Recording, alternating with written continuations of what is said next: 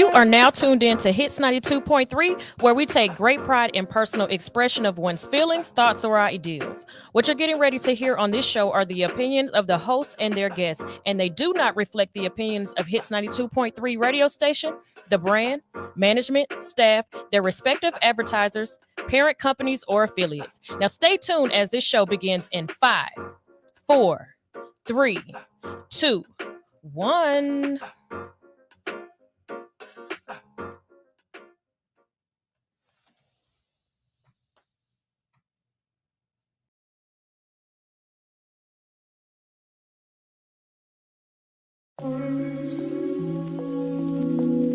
Sky People Chief coming peace, love, and I'm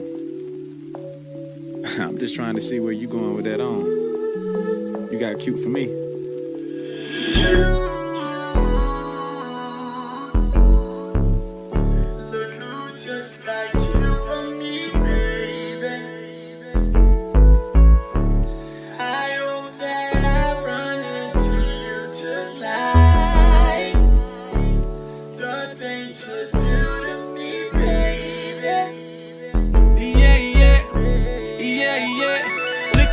Looking like my baby.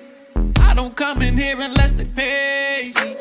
I've been here all night, I'm feeling wavy, but they closing down like the Gallery Road Macy's. Where we finna go, though? We can hit the town and take some photos.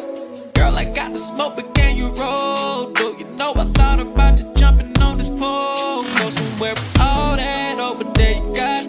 Running up my spot, do you running every line? Ran into a Roddy Rich, I'm good with the box. It'll be a remix, non-stop. Let it rock.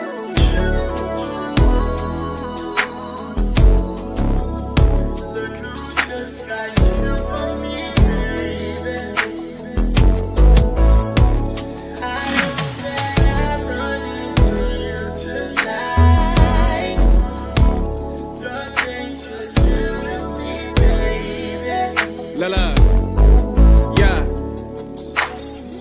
Bringing back Jet magazines, ain't it? Beauty of the week indeed, that's a queen, ain't it? And she throw back on the smoke. I asked what it is, she said the presidential shit, not that tangerine, ain't it? She said, boy, stop.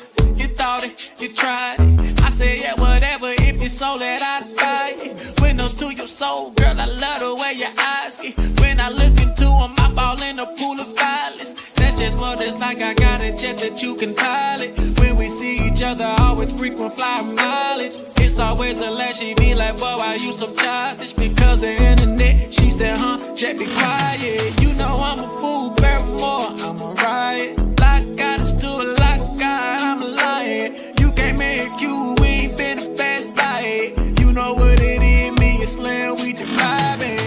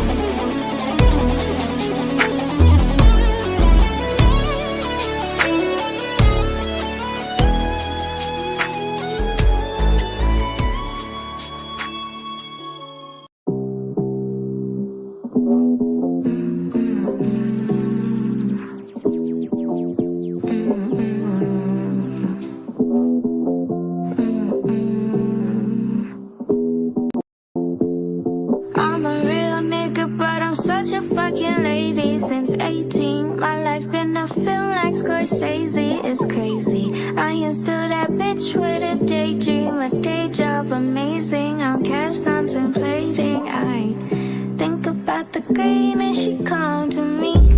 Invite her over when I want some company. I love her and she got me living comfortably. I need to pick me up, I pick me up some money. I got it out the limo with eyes. I think it's in my blood to cry.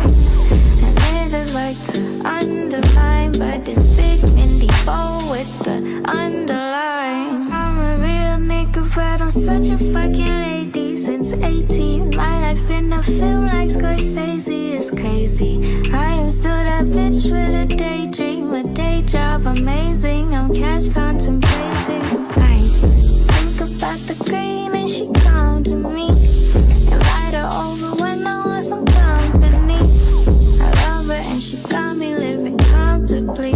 I need to pick me up, I pick me up some money. I just dug your bro out and then I took his hoe out.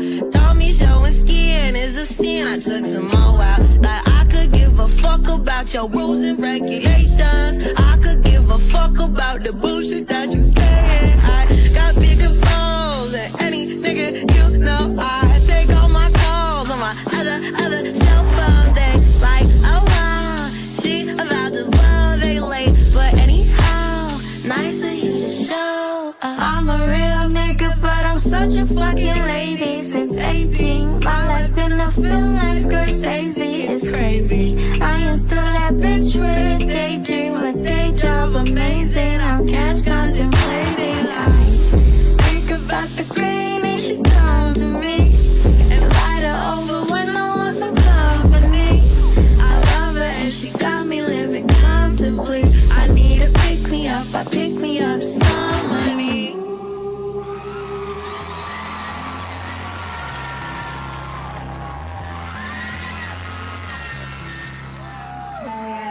Okay, here we go. Oh, she's so funny.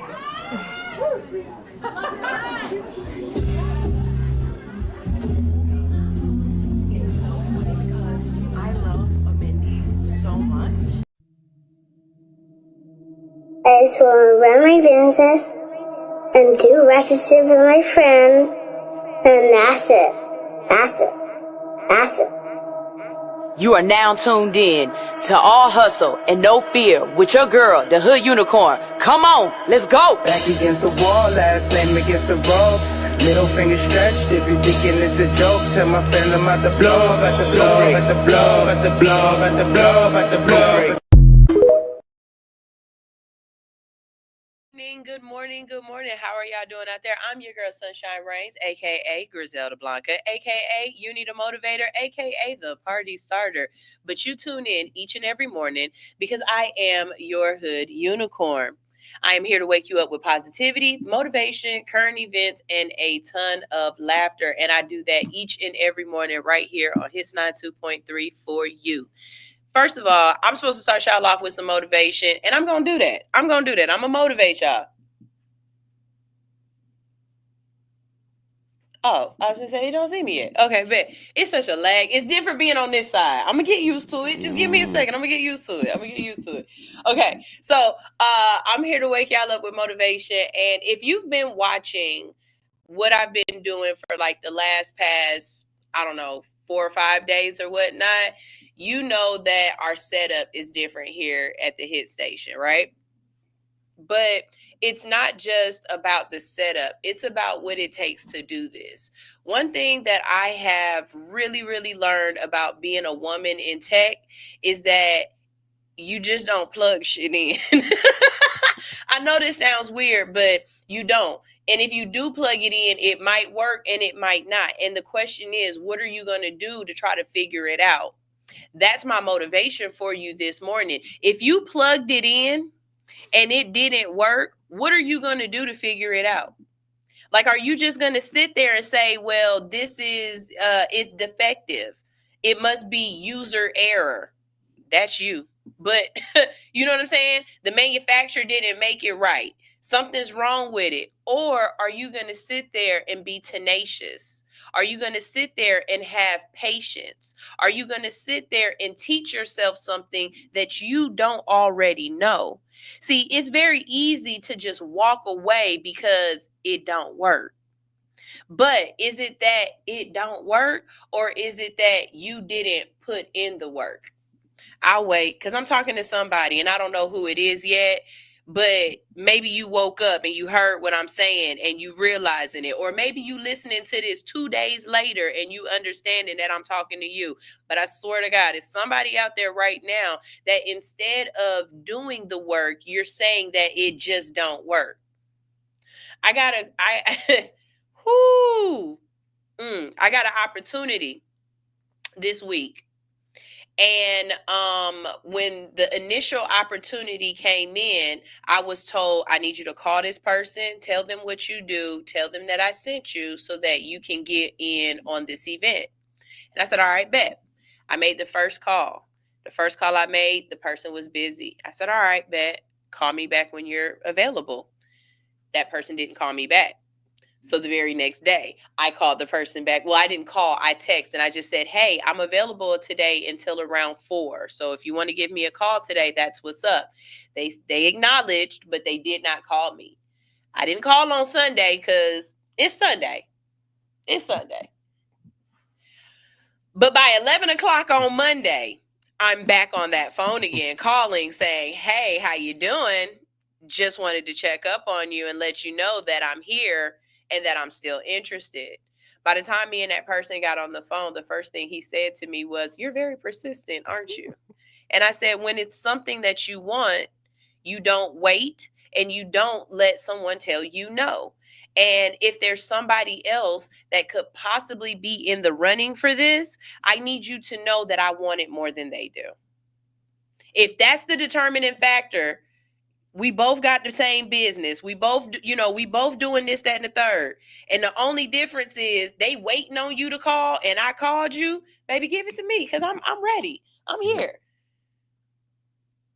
I got it though. I just want to let y'all know I got it. I did. I got the job. I can't tell y'all about it right now, but just know y'all gonna see me in some pictures with some people and be like, oh, Sunshine is doing the thing. I got a call, and it's not for me to tell his business, but I got a call from one of our constituents, and he just let me know that he was put in a place to be able to do something that he's been telling the universe he wants to do so bad.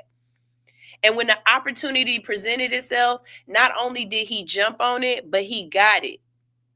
When I tell you, I'm so proud when you guys call me and tell me that y'all are putting in the work and you are seeing your seed sown. Sometimes it's going to be difficult. Sometimes the ground is going to be red clay. It is. Sometimes it's going to be red clay, and you got to figure out how to still go ahead and produce something out of it. You might have to build a box. And you might have to hydroponic that thing, but you're learning, and you're not saying that it doesn't work. You're putting in the work. And that's all I got for y'all this morning, because we got a guest in the building, and I definitely want to talk to him because he's been putting in the work. Let me tell y'all something. I don't segue no kind of like it worked together. It goes together. You know what I'm saying? It goes together. So let me go ahead and introduce my guest for you today in the building. Watch this, y'all. Watch this. Y'all ready for this? In the building with me today, I have Mr. Go-To Truth. Look at that. What's happening? What's happening? How you doing, man? What's up? We out What's here. up? We out here. That was some good motivation, man. I tapped in with that motivation. I mean, I tried.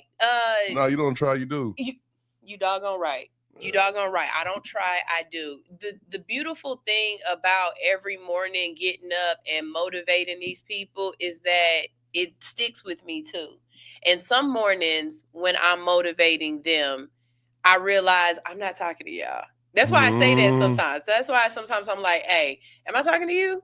Is this one for you? Did the download come through me for you? Or was I just letting y'all be privy to my conversation with myself? It's never a bad thing to be motivated. Motivate long as you can keep the discipline and let that motivation be like starting a car. You know what I'm saying? And when I was in the Marines, man, I had this little. It was a saying I used to say because I hated waking up at 4 o'clock in the morning to go run, and these is like out of pocket, long ass runs.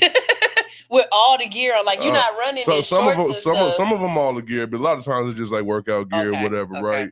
But 6 miles fast as a motherfucker, you know what I'm saying? Everybody trying to outdo everybody, and you got to run in formation so you can't fall out. But oh God, I used to wake up and just lie to myself. I'm motivated. So okay, so what's the lie? Oh, I'm What motivated. is the lie that you tell yourself? I want to be here. I want to run. I want to do this because I realized early on in the Marines that false motivation is motivation. Yes, it's motivating, no matter where it started from. You know false what I mean? Motivation is motivation. Is It's motivation. Like you can trick your mind into doing. Because 6 miles, man. I was a basketball player, but well, never no cross country running. You know what I'm saying? 6 miles, and then like mile 1, that's when you start hurting. You know what I mean? So like I said, man, you gotta trick your mind. False motivation is motivation. Whether it's for me, whether it's for you. Sometimes I talk to my partners through what I'm going through. So before, okay. My bad. I don't mean to be He done jumped to, okay. First of all, today, the reason y'all already know that I've been having different professionals come in throughout this month, right? And next year, I plan each month to have a theme of guests every Wednesday, right? So for this episode, I wanted to bring in an entrepreneur, but I wanted to bring in like a serial entrepreneur. And one thing that I've realized, like I'm an ear hustler. Y'all could be talking and I look like I'm doing something else, but I'm definitely listening. I'm nosy as fuck. No, they're called mom ears. Got you. They're called mom ears. We hear everything you're doing. What you say? What you know, you be looking at your kid. What you just say back there? Mom, we talk. I don't care. You said you put what and who's what? Little nasty ass. Don't be doing that. Don't be doing that. So I've listened to you and I've heard you just go down the list of different things, and you're not bragging or, you know, anything like that. You're just talking in, you know, in regular conversation. And I realized, I was like, this man has touched a lot of shit. And what's funny about it is you're younger than me. I'm a cougar. And so first, how old are you? I just turned 36 last week. So in your 36 years of life, go off and tell everybody what you've been doing. Let's start with this. Let's go ahead. Well, I mean, first thing I did, like when I was young, you know, I started my own little yard business. I was probably in the 4th grade. You know, my parents had a rule where it was like I couldn't cut nobody else's yard till I cut my own, and we had a 3-acre yard. And I used to have to cut it, you know what I'm saying, straight push mower action. Okay. You know, so I'm waking up 6 o'clock in the morning, waiting on the sun to come up, you know what I'm saying, so that I can get going, so I can go make my money for that day. Mm-hmm. You know what I'm saying? It'll take me about 3.5 hours to cut my yard, you know, and then from there, I go cut everybody else's yard. I hired and fired some of my homeboys. Oh, that's what's up. Yeah. I didn't really understand full business then, but I also knew that I needed help. You know what I'm saying? So, you know, and then do a good job. I started realizing if I do a good job, that keeps me paid next week and the week after. So that was the first little business I started. And then from there, you know, I started like rapping, selling CDs. I was selling the Napster CDs and shit like that. You know, and then I think every Black person knows someone that has either sold DVDs or MP3s. Like if you wasn't selling CDs, if you wasn't selling Medea's movies, like my mama was the bootleg man. I don't have a problem saying it. We saw all the movies. How I used to do it though is like people would give me their list of songs that they wanted on the CD, and I would go to my partner who was charging me $3, like $3 or $4 a CD, right? I'm telling them it's gonna be $8. Right, there you go. You know what I'm saying? So I'll just go to my partner, tell him this is a CD I want. He's like, man, you coming with like 4 or 5 CDs a day. I like music. Like a lot of different music Yeah, at that. yeah. So I'm just kind of like, you know, hustling in between that. You know what I'm saying? And then like one thing I think my parents did best for me. They never gave me shit. Nothing. Like last time they bought school clothes for me was in the 9th grade. You know what I'm saying? Like I had a job after that. You know, so. Would you do that to your kids? Hell yeah. Yeah. Okay. Hell No. yeah. It's a generation of people who kind of feel like, okay, because I had to go through this, I don't want my kids to have to go through this. And me and my husband, we're on opposite sides of that. I'm like you. Yeah. I first started out making them keychains, and then I would sell the keychains to the people in the neighborhood. Then I would go around to all the old ladies' houses and I'd paint their nails. Yeah. And then I got old enough to babysit. Yeah. But you know that business that you learn. Yeah. I learned real quick in babysitting. Bitch, you pay me before you leave the house. Yeah, straight up. Straight up. Give my money now, because providing a person with the service and trying to get your get back later, especially as a kid, that don't work right. I never really had no issue with nobody. Like even to this day, I never really had no issue with people. I don't really like having. You look like you've been big since you was little. Yeah, I had. I used to be a lot more aggressive. Like yeah. But that's because of where you're from. Yeah. Tell them where you're from. Well, I'm from a place called Killeen, Texas. Okay. You know what I'm saying? It's some people call it a smaller town. It's kind of like a Decatur. Okay. You see what I'm saying? No, right outside of Houston, though, right? No. Killeen is like right outside of Austin. Oh, okay. So you was up there. Yeah. So I lived in Houston. I got family in Houston. I've always been extremely Houston inspired. Okay. So I lived in Houston like 5 years. Like my sister, she went to school in Houston. My aunts and uncles, they all live in Houston. My grandfather, man, bless, like that's my dog, but he was a Rolling Stone. So he started a tribe in Oakland and a tribe in Houston. You know what I'm saying? He live in Atlanta now. Wait, them two really rough places too. Like he didn't choose no old hoes. He got some real down ass. Yeah. I'm talking Oakland and Houston. Yeah, I'm talking about 5 kids apiece too. You know what I mean? So that's why I say I'm very Houston inspired. You know, where I'm from is right in the middle of Texas. Okay. So people tend to choose Dallas or Houston as far as their influence goes. Okay. Dallas is a lot more sped up, a lot more, energetic, whereas where Houston more drink sipping, more slow-mo, slow talking, jamming screw, that type of shit. You feel me? And let's be honest, the music don't really come out of Dallas. The music comes out of Houston. Well, Erykah Badu came out of Dallas. Okay, name 2 more. DeRoe had ice cream paint job out of Dallas.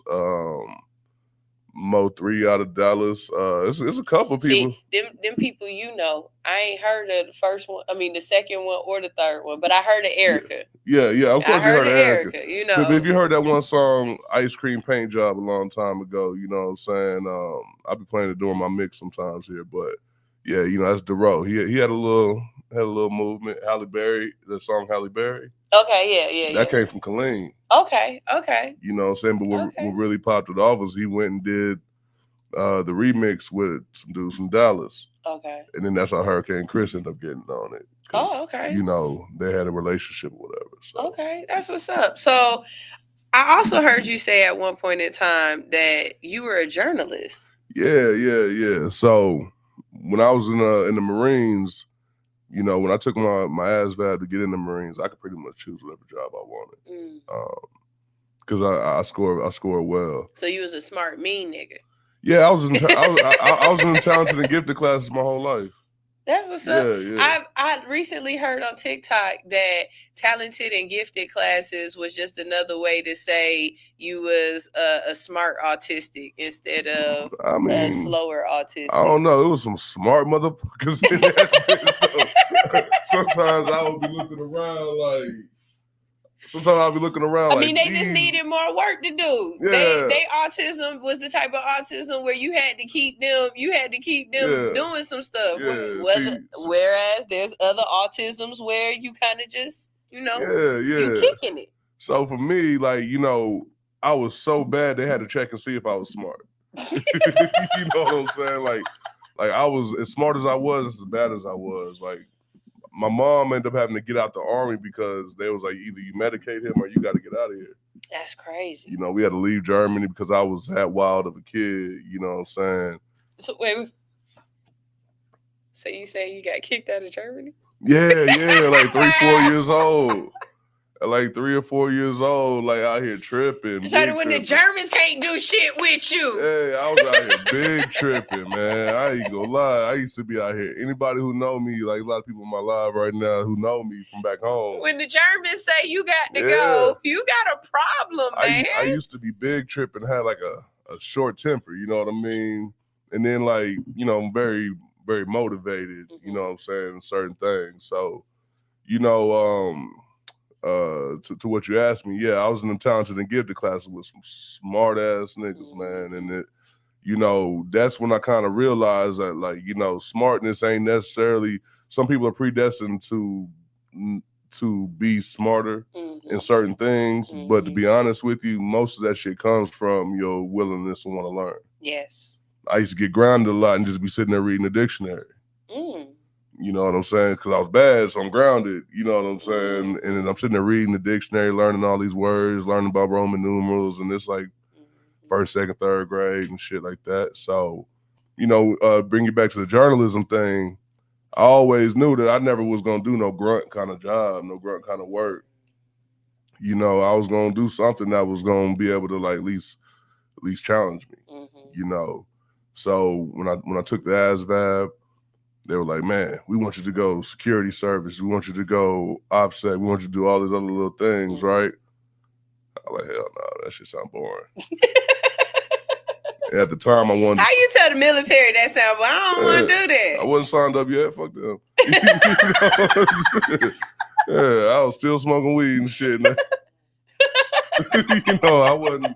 It was one of them things. So I told him, I was like, look, man, unless I can go as this, because I wanted to start my own magazine and I wanted to start my own media company when I was in high school. But my homeboy, luckily, he talked me out of it because he was like, bro, this shit going all internet, bro. This shit about to be all blogs. I wouldn't put all this money into printing up no magazine because I wanted to have like a Source or Ozone kind of magazine. He was like, nah, fuck that. So when I went to the military, I was like, I'm going to do something there that's going to help me when I get out. So I went as a journalist, and that shit was lit. Really? Yeah, I dealt with my share of adversity, but as far as a job in the military, it wasn't too much better than that. You know, I'm able to, like, pretty much move around at will in a lot of cases. Very little, like, micromanaging from my higher-ups and shit like that. So, yeah, it was lit. You know, I deployed. I was able to like learn. I got kicked out of broadcasting because they told me I had a Southern vowel distortion. Yeah, I sounded straight like Slim Thug, Paul Wall. I used to be up in there, you know, and I worked on it too. I tried. I tried. They put me out. See, this the thing about it though, right? It's the fact that y'all niggas put a name to it. Y'all didn't say he sound country. Oh yeah. You said he has a Southern vowel distortion. Yeah. If that's not the most eloquent way of saying, nigga, you sound like you from the bottom. Yeah, straight up. Straight up. And the thing with broadcasting school is that they will really go through and pinpoint where your inflections were wrong. You know what I'm saying? Where your voice drops out, where your voice goes up. You know what I'm saying? Like, so now where society is, do you think that's as important, or do you think I think the eclecticness of each person's, you know, like, because I'm thinking about Charlamagne the God. That man he definitely got a something vowel distortion. Yeah, he has a list, but the thing is, you can still understand every word that he says, and he can speak quickly because you know radio and broadcasting is all time slots. So you got to get out what you got to say within that time period. As at the time I'm talking about, man, like I listened back. You would have been great for like a Quiet Storm. Yeah, some shit like that. Like, I've always had like that radio voice, you know what I'm saying? But for military broadcasting, I still ended up doing it. You know what I'm saying? Just because like I had to fill a role and then end up getting good at it then. But yeah, when it came down to school, they went ahead and they was like, man, you ain't. You gonna have to work on this. You will not be on the nightly news. Yeah. That's how they came at me at first, and then they sent me to the Pentagon, and then wow. at the Pentagon, that's when I kind of learned how to move. Okay. You know what I'm saying? I already knew how to move just through because as you see, man, I've always been the type of person, multifaceted, all throughout life. So even in high school, there's other parts of my high school life that helped me out with this. I used to throw parties and shit for money. You know, that was one of my first times really making some real bread outside the streets. You know, so when I got to the Pentagon, I was learning how to move with all these different kind of people. You know what I mean? And as a journalist, so I'm able to walk into the Secretary of Defense office. Hey man, I'm with the Marines post here. Need to figure out what's going on here. You know, I'm able to talk to the highest ranking individuals within the Marine Corps. And I'm able to talk to them like just on some OG, on some me and you having a conversation, right. not the whole throw your third shit, you know. None of that bullshit, you know. Why you do it like that? Because that's how it used to look to me, you know what I mean? I used to hate. Used to look like what? Third, yeah. Nah, man, I'll be walking up on these. It'd be funny because other higher ranking people be looking at me like the other high ranking third people. You know, they be looking at me like, dog, who do you think you are walking up to the Commandant of the Marine Corps like this? You know what I mean? I'm just walking up to him. I'm trying so hard, but it's not working. Yeah, I can't tell you how many times people have stopped me talking about. Yeah, they used to call me Big Country. Yeah, I used to walk right up on them and just talk to them like regular people, you know, because by the time I was in the Marines, I'd already met most of my idols, you know what I mean? Just because I started doing jewelry with Johnny Dang and Paul Wall when I was 15 or 16. Okay. So see, this is why I had him in, because I don't really I told somebody, I was like, I ain't playing for this show. I'm just gonna sit here and talk to him because not only the way he talks, but it's always something in the conversation that he's gonna drop that you be like, wait a minute, hold on, let's go back. Let's go back to that. Let's talk about that. Yeah. And you have really led a very interesting life already. I agree. Already. So you brought up DJing, and we're gonna go back to Paul Wall. Don't worry, we're gonna go back to that, okay? But how'd you get into DJing, and just talk about some of the people that you've been able to not only DJ for, but how it's opened up different doors for you? Okay. So DJing, I thought I was gonna be a rapper. You know what I mean? But then I realized I don't like being in the studio that much. You know what I'm saying? I don't like writing up. I'm the type of dude, I was cool trying to just get me one hit off. You know what I mean? Being a one-hit wonder. The right one. Yeah, that's what I was like. The right one will be okay, though. Because what would he say? Baby Got Back? That made him $11 million. He said, I ain't got to do a damn thing no more. Baby.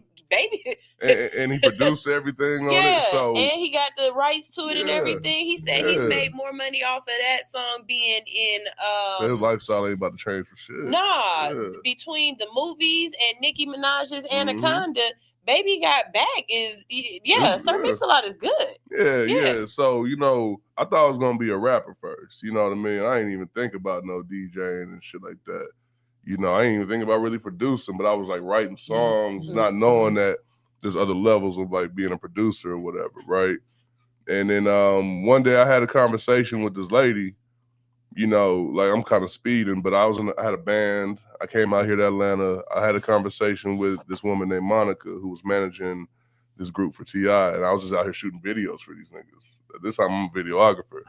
And I'm still kind of learning who I am and what I want to do. And she looked at me, she said, look. Yeah, I like how he just threw that in there, right? He was like, oh, I was a videographer. Well I'm just to give context, I know a lot of this shit be sounding crazy, but it's I'm the type of dude I can do a bunch of things at one time. You know what I mean? That's when I feel the most comfortable. So she pretty much said something to me and it kind of changed the course of my life. What'd she say? Change the course of our life real quick. What'd she say? Yeah, essentially she was like, I don't see you as a videographer. And I'm looking at her like, you fucking brought me all the way out here and shit. You know what I'm saying? Because Bitch, that's what you paying me for. I was living in Orlando and I moved up to Atlanta to come shoot these folks' videos and shit, right? And I was like, and then she also don't see you as just a rapper or just a music person or just this. And she was like, you're just a producer. And when I say producer, I don't mean like a shit happen. A music producer. Like you're a producer. Like that's how you look at everything. And that's when it all clicked for me. A lot of shit just clicked. And at the time, I was about to have my first kid. I'm like 24, 25. You know that age. Mm-hmm. You know, I've been through the Marines. I've been through college. You know what I'm saying? And here trying to figure out this next level. And I'm also leaving the support of like my homie Stone, Johnny Dang, Paul Wall, all this shit I had going on in Texas. I walked away from that. Not with no bad, it wasn't nothing bad in no shit. It was just for me, I knew that my wings was bigger. As opposed to being up underneath somebody. You know what I'm saying? So I'm over here making all these new connections on my own. And when she said that to me, it just like, yeah.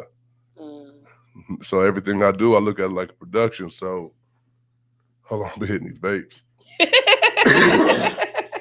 Yeah, I'll stop fucking with them shits. Man, yeah. I got mine sitting right here. Like, mine in my pocket. Don't say shit. Don't say shit.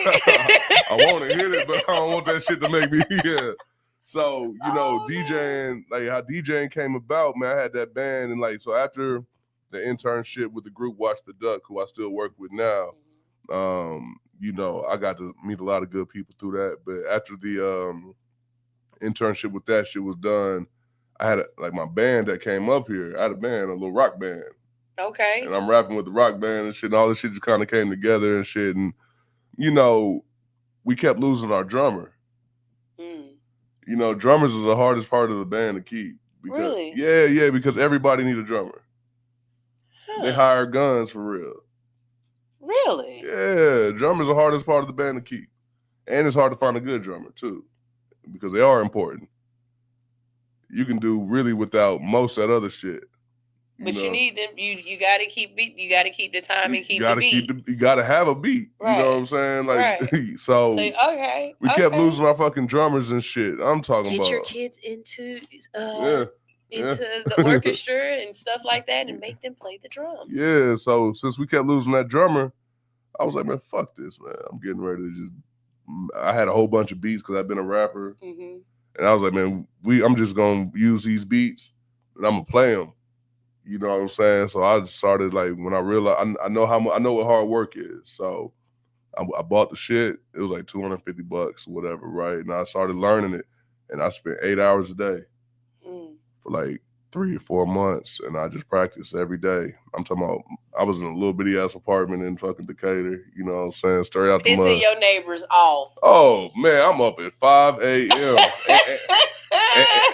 So I would hate you. I had a newborn. I had a newborn at the time, right? My oldest son, I'd be bringing it here. I had a newborn. And so, you know, that very first feed, that shit's happened like 4:45, 5 a.m. So as soon as I feed him then, I just DJ until it's time to feed him again. So that's happening again about 6:30, you know what I'm saying? And I'm just going all day long, you know what I mean? And eventually, I was like, ooh, I'm kind of good at this shit. You know what I'm saying? And after about a month and a half, and my only lesson I got, because at first I didn't know what the fuck I was doing. And then this one dude gave me one of those, like, where somebody just kind of wants you to, like, shut the fuck up, ask them about some shit. But it wasn't even that, because I was sitting there just looking stupid. You were utilizing your resources. Yeah, I was sitting there looking stupid, not knowing what I was doing, right? And then he was like, damn, nigga, here, let me show you what the fuck you're doing with this shit. And he was like, this button does this button does that, press play, listen here. Yeah, all right, nigga, god damn. That's how I got my first DJ lesson. Hey, yo, but I understand what you're talking about. Because I be calling country and I be like, hey, man, I don't know what they doing and why the cameras is doing this. They be like, man, let me look. And he be like, you just got to press this button. One time he came in and did one thing. And I said, nah, you better push like 8 more buttons because you're not going to disrespect me like that. Yeah, and it's funny because like the dude who gave me that lesson, man, like we were working at the time together doing some things. I don't even fuck with him no more. You know, appreciate you Fuck though. that nigga. Appreciate him though. Shit. But yeah, he gave me that quick little lesson, and then from there, that taught me what to look up on YouTube. It taught me like, okay, because I ain't know none of the buttons. I'm over here just however I can get this motherfucker to make a sound. What I was doing, you know what I mean? And then eventually, you know, it just kind of got to the point where I realized I was good at it, and then I started going out like, you know, hey man, I'll DJ for you for $100, and I started off DJing EDM. Yeah, I already had an affinity, like I already had like, you know, I liked EDM already, so I started off DJing EDM, and then because that shit was the easiest. Is all the beats are the same. They, yeah, pretty much that doom, doom, doom, doom. So it was easiest to mix that. And I'm putting hip hop shit on top of this shit. You see what I'm saying? So I'm throwing like Waka Flocka and Gucci Mane on top of this shit, right? Because you know when you first learn something, you try all the little tricks that you can. So yeah, I started from there, and then I kind of put it down for like a year or so, 2 years, and then one time, and then I had a homeboy hit me. My partner Corey, and he was like, man, I really want to DJ. And I had the shit at the house just kind of sitting there. So I brought it in there, and I was getting ready to give him the same kind of lesson that nigga gave me. One of those. Damn, nigga, press this button, spin it like this. I almost gave him one of those. I ain't gonna lie, man. Shouts out my nigga DJ No Reason, man. He ended up getting good at it too. But nah, what I did, man, I came there, and I just started, because I had a lot of music and shit already downloaded. So I started like DJing and shit for him and showing him. And then like, it would be, and then like I got booked to DJ some, like, because he told somebody else that I DJ. I got booked to go DJ there. And he's following me around now trying to like learn how to like really DJ. So I'm up there, I'm killing it. And I said, hey, come on. I left his ass in the booth. Go ahead and play. Go ahead and play. I'd be so mad at you for that. Hey, but that's the best way to learn. Don't do that to me. Nah, I mean, don't do that. Don't leave me. Yeah, come back. You gotta get over that first initial afraid shit. You see what I'm saying? Yeah. So you know, just throw people in the fire. That's not right. yeah. But then from there, it just kind of like, all right, bet I'm about to start letting these niggas know I DJ for real. And then I jumped out the gate. And I jumped out there, really started DJing, and I'm like, you know, people who had known me from doing grills, who had known me from like working with. See, we hadn't talked. Well, we have, because you said Paul Wall, but you didn't say what you was doing with Paul Wall. We're gonna get back into that. So tell me who's some big names that people might know that you DJ for. I just came off tour. Well, I ain't just come off tour, but I was on tour recently with Drummer Boy, DJ Luke Nasty, Scotty ATL. It was Scotty ATL's tour. Along the way, man, we had MJG on the stage, 8 Ball on the stage, just it was a lot of people, man, like that I was able to work with. DJ for Yandy. If you didn't understand that in his wait, hold on. If you didn't understand that in his what you call Southern vowel distortion, he said he DJs for Yandy. That's the young lady from Real Housewives of Love and Hip Hop. Okay, she actually created Love and Hip Hop. Oh, really? Yeah, I thought that was Mona Scott. She brought it to her. Oh, Yandy was managing Jim Jones and shit at the time, and then so she was like, "Look, man, we want to bring this shit." So she brought it to her. Really? Yeah, she created the whole shit. Why she don't? She's recently been talking about it now. But if you meet Yandy, I'm gonna be honest with you, and I hope she don't get mad about me saying this. I don't really watch Love and Hip Hop. I done been on hell. I don't like it. You know what I'm saying? I'm not in it. And I barely like a lot of the people that I meet through there. Some of the people are really cool and really genuine. A lot of the people are just actors acting. Okay. You see what I'm saying? Like TikTok dancers and shit. Okay. You know, but you know, he said that with us. Out of all the people, man, like she's one of the most like humble.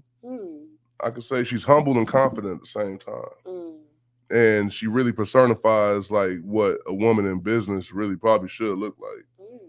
You know, she's approachable. She'll talk to you.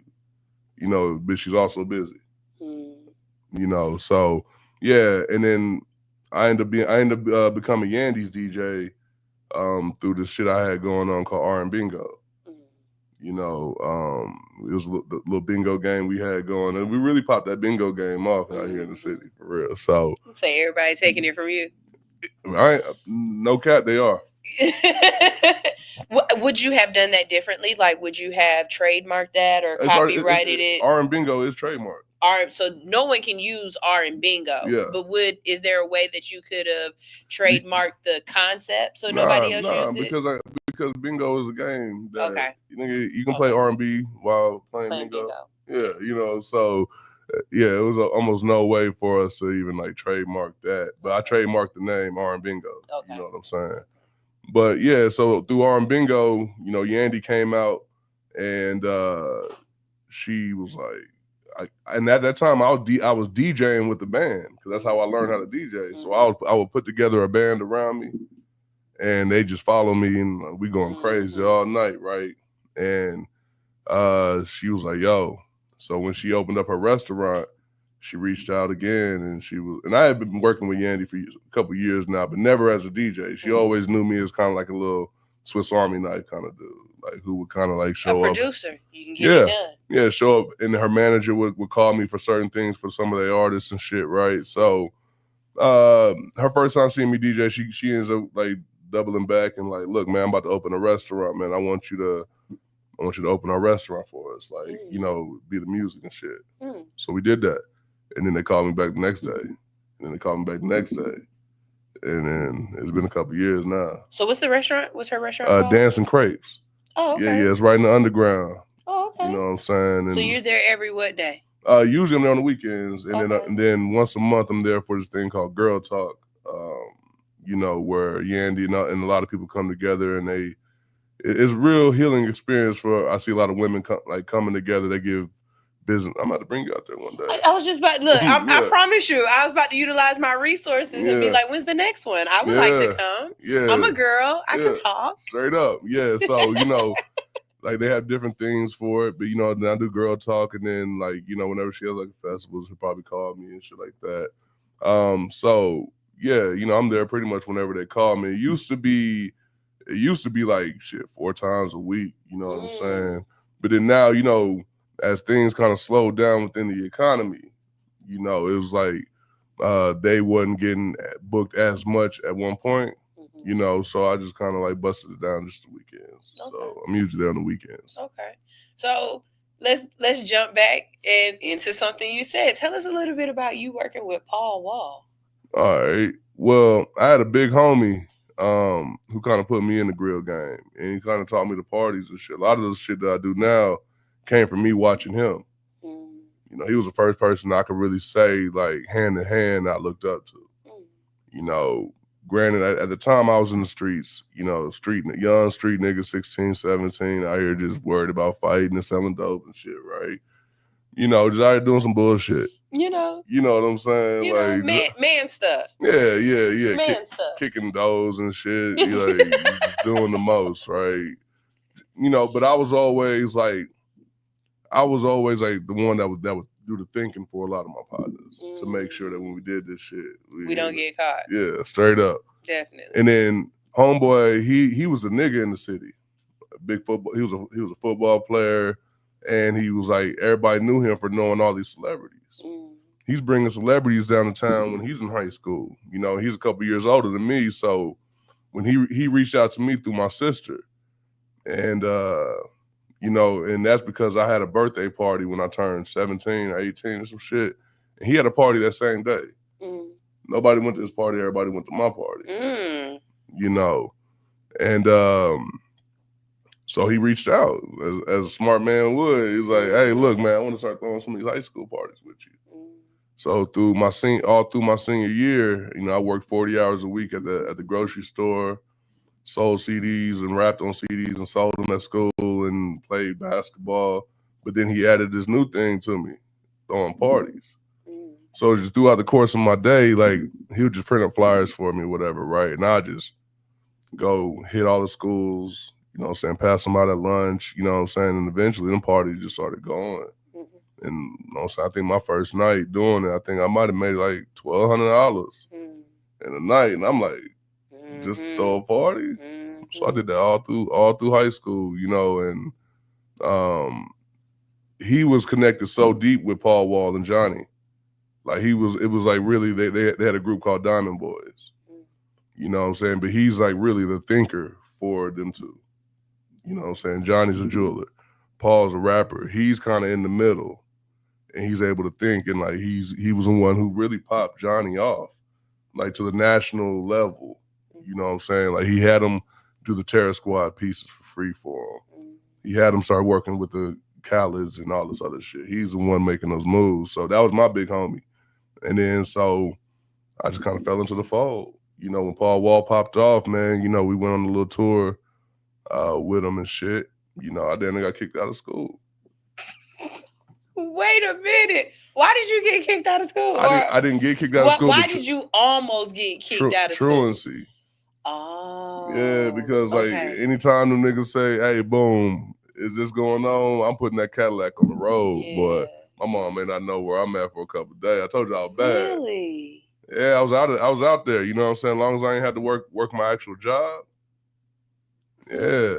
You know, so we was on the road with him then. I'm probably 17, 18 now, and I was able to like see the industry from there.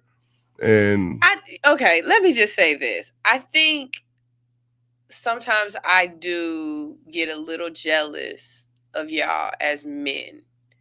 Because as a woman, there is no way you can go leave with a bunch of niggas? No, of course there's not. not even leave with a bunch of niggas. There's no way I could be missing for 2 hours and my mama don't know where I'm at before, you know what I'm saying, she's calling into Calvary. Let alone you're missing for 2 days and your mom doesn't know where you're at and you just walk in the house and think you just gonna come back in this house. The doors would have been locked when I came back. My mom would have been like, hey, my heart, I can't deal with this. Shit, like not to get too deep. I think y'all got different opportunities because of that. But not even that, man. By that point, like, man, you know, me and my family had been beefing a little bit because I was one of like I told you how extra I could be, you know what I'm saying, and how extra they are, you know. So it was like a situation when I was like 15, 16 where damn near a year and a half, like it was probably like 6 months. I was out there on my own. You know, my homie, man, I ain't had no phone, no car, no socks, nigga. It was just I was out there with a little backpack of my shit, you know. So I'm taking my shit and I'm leaving. But I had stole my stepdad's car and got kicked out. So you deserved it. Well, they deserve for me to steal the car. If I'm being honest, if I'm gonna be all the way honest, I deserve my little get back at some of this shit. But yeah, I get kicked out the house. You know what I'm saying? So I'm just out and I'm over like, nah, fuck that. Y'all want me back? I ain't coming back then. You know what I'm saying? So I'm out there.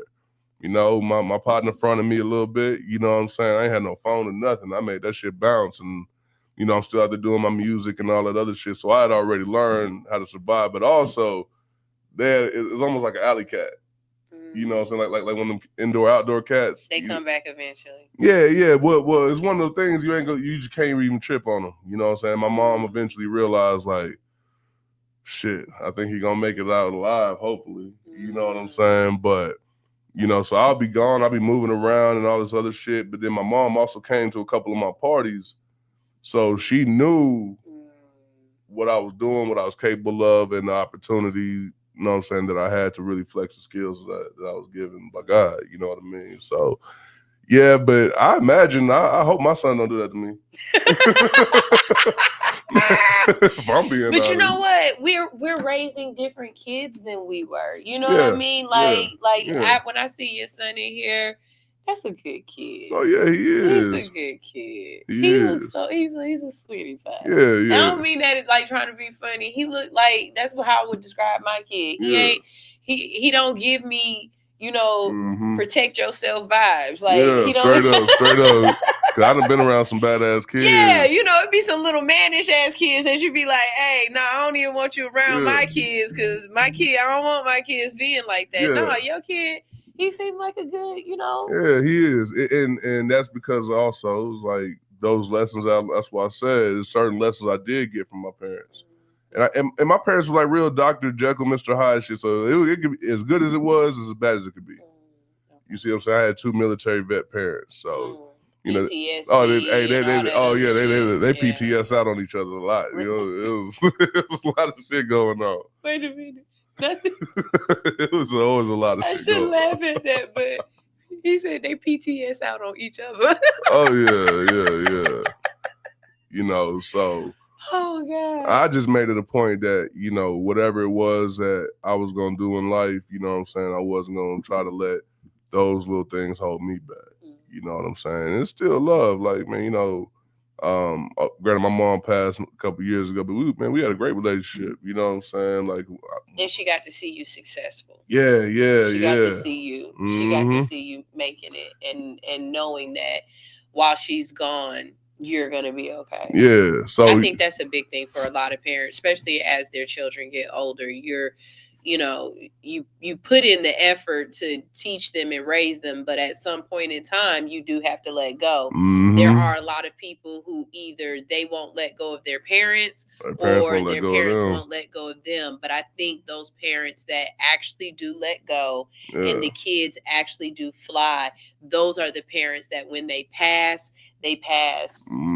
comfortably, because they don't feel like, no, I gotta stay. I still gotta help it, you know. Yeah. We all doing well. Me and my sisters and my brother, you know, we all doing really well. So that's what's up. You know, so like me being gone 2 days and she knowing, like, okay. You wasn't in no crack house.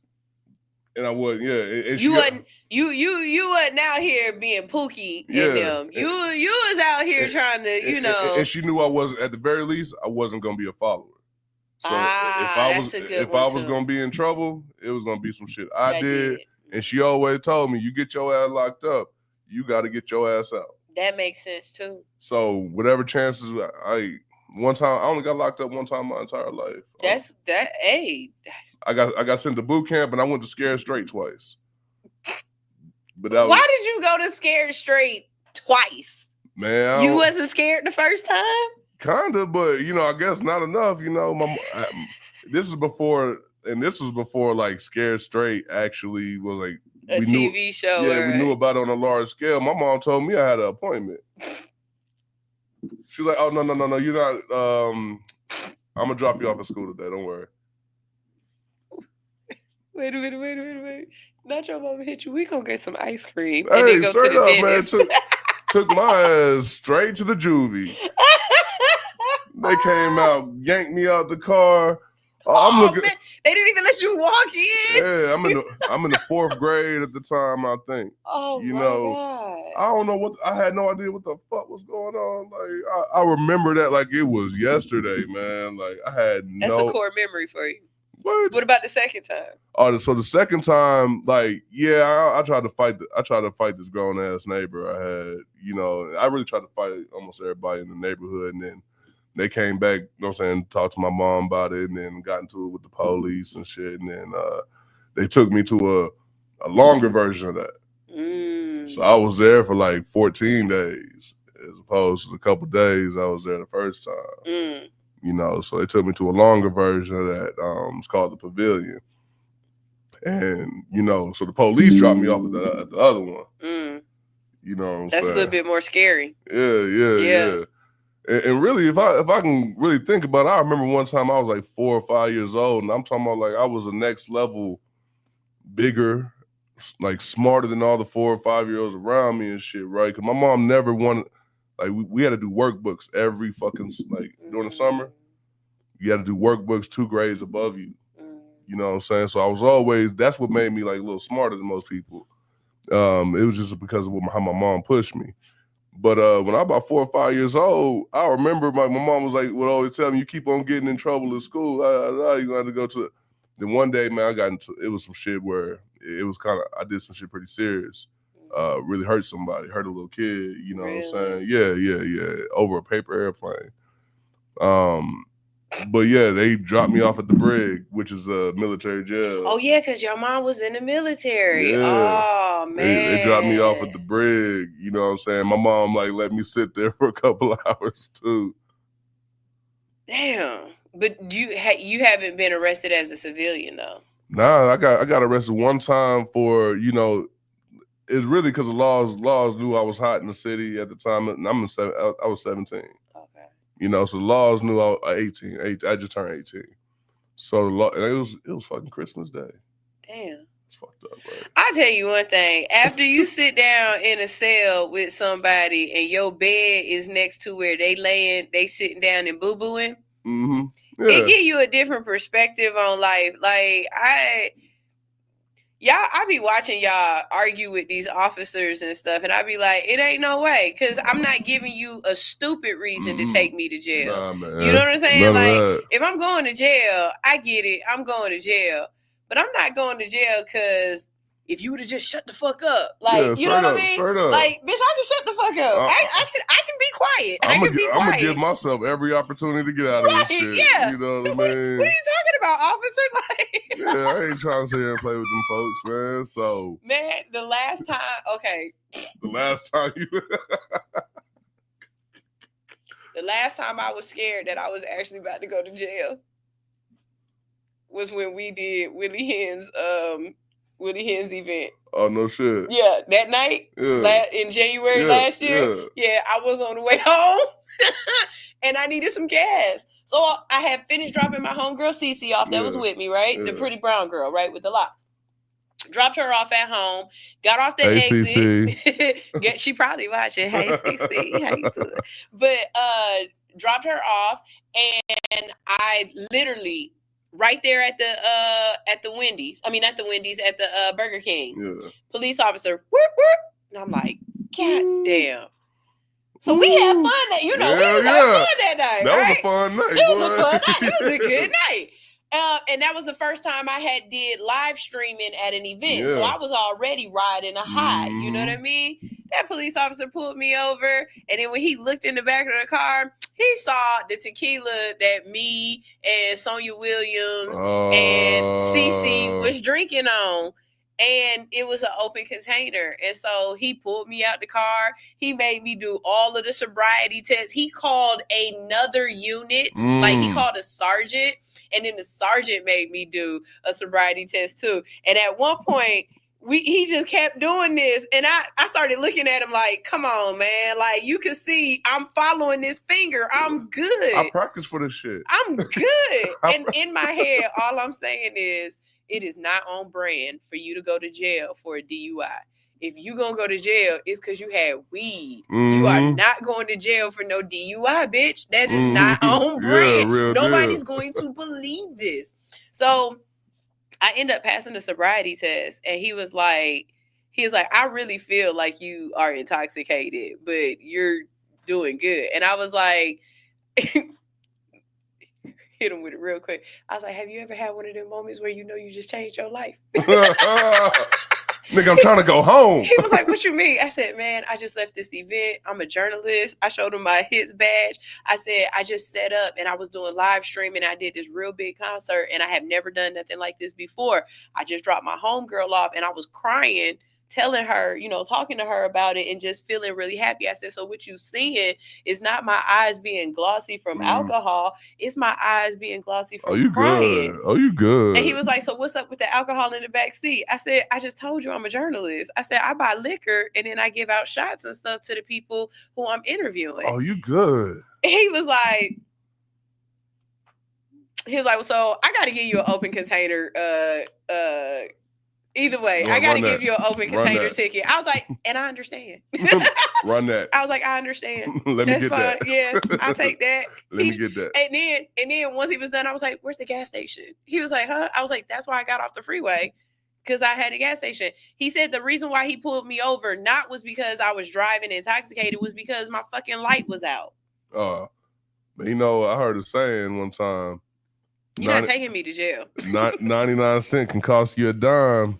Man, that light is fixed. Yeah, because them DUIs is 10,000 to get out of them. Man, I was not, and it was crazy. I called my husband. He didn't answer. I called Country. That was the photographer, and I called Cece, and I was like, I'm being pulled over by the police, and I know I smell like weed. Like, I thought I was about to get in trouble for the weed. I was like, I know I smell like weed. I was like, so just... and it was so much weed in the spot. Yeah. That shit was smoked out, boy. Got stopped by the police one time leaving bonfire.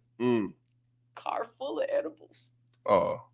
police officer was like, as soon as I rolled down the window, ma'am, you know what this car smells like? I was like, look, I just left Bonfire ATL and there's a lot of smoke outside.